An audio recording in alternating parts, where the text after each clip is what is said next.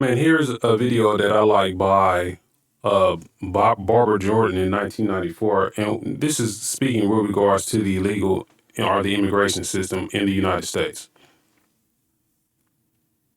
We strongly denounce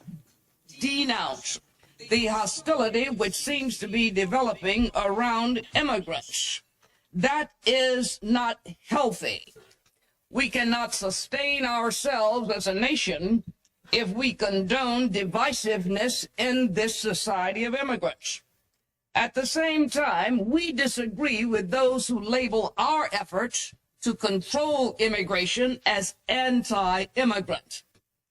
I believe quite firmly that we can quiet and dampen the flames which are surrounding public opinion where immigration is concerned, because people on both sides of this issue have engaged in too much hyperbole.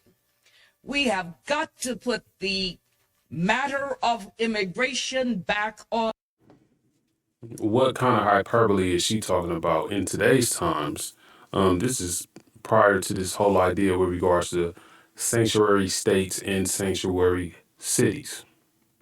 Sanctuary states and sanctuary cities were, as it was advertised by your politicians, it was advertised to prevent the immigrants from being in fear of deportation when they were victims of crime. Then it turned into the Truth Act in California, into where the people that were have violated some type of law within the United States entered into the penal system and still would not get deported.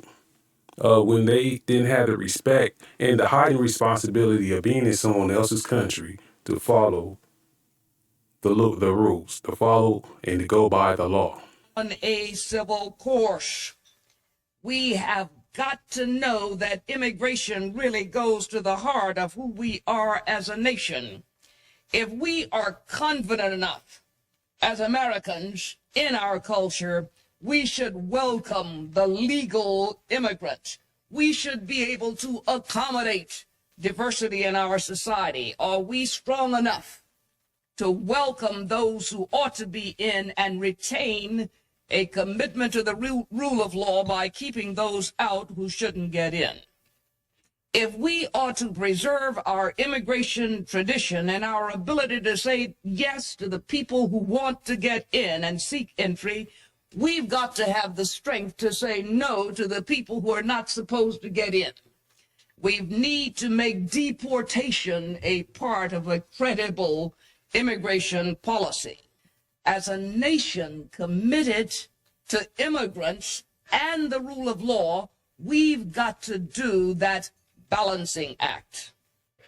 The most urgent immigration problem we face today is the unauthorized entry of hundreds of thousands of illegals. That undermines our commitment to legal immigration.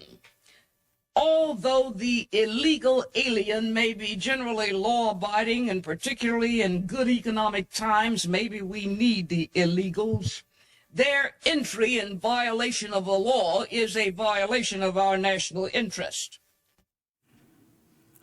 If you look at the standpoint from which individuals is supposed to be here for the economic well-being in this country in the first place, and this is where you got where a lot of times in back in the day where you had the Bracero, and I hope that I'm pronouncing it correctly, the Bracero circumstance with regards to immigration. In that regard, circular immigration, right? However, if you allow the, I mean, if you give the thought to these people that they have got to go back home, that you are supposed to not to be over here for that much of a period of time to where you are permanently taking the jobs away from American citizens, then at that point, can we gain an understanding into the American culture instead of using hyperbole of what the immigrant is supposed to be, particularly in this country, for? But instead, we use the hyperbole, such as sanctuary states, sanctuary cities, right, to get these people to be over here permanently for their involvement into the workforce, which is taking American jobs. Are these people supposed to be coming over here, even though sometimes they develop businesses? When they develop businesses, you know what? 9 times out of 10, you know what they do? They hire their own. They're not hiring the United States citizens. They're hiring people from where they know, people that they can relate to, from where they come from. 90% of the time. So the American citizen is getting left behind in the workforce, for the benefit of illegal immigration. And that is a key problem, is because these people and the American people don't understand that these people are supposed to be over here temporarily and were never really actually meant to stay. Now, if they were meant to stay, then why aren't they going through some type of process to gain citizenship instead of being over here undocumented or unidentified, so that that process to begin for them to gain legal status? And what I mean by legal status, I shouldn't say legal status, because uh, you could be over here with regards to a refugee or a visa, and you can have some type of legal status to be over here in this country temporarily. However, I'm talking about, if you like the country so much, gain access to your citizenship. We believe a credible approach to immigration must be comprehensive. First, border management.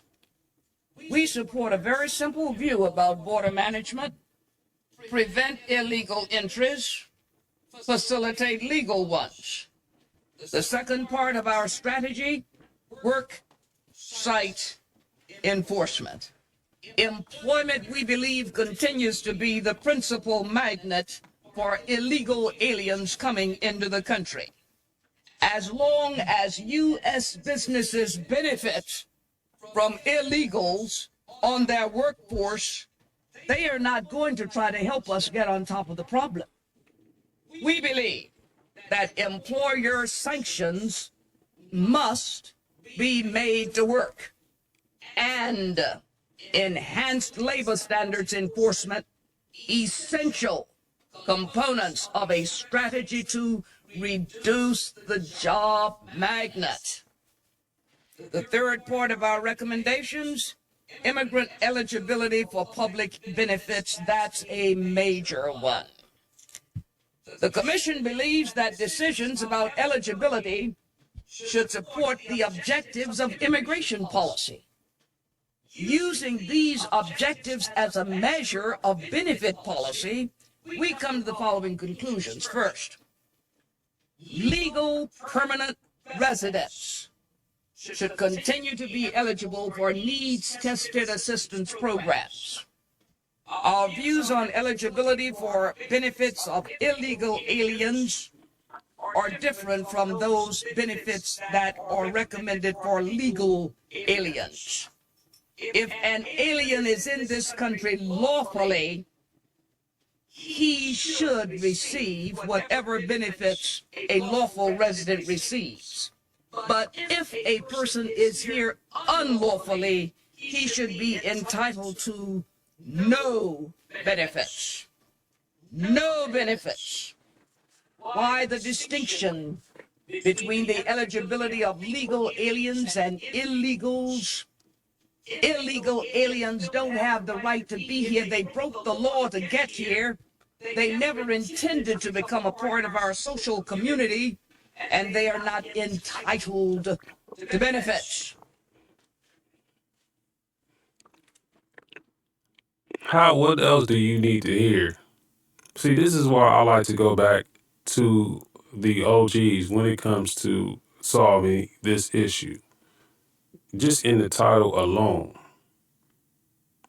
what's the LPS, legal permanent residence, as opposed to TPS, temporary protective status. Now, both of these individuals have the legal right to be in the country, because one thing is for sure, A temporary protection status still gives you authorization to be in this country, but legal permanent status gives you the authorization to be up in this country more permanently, but also gives you more time to gain legal status.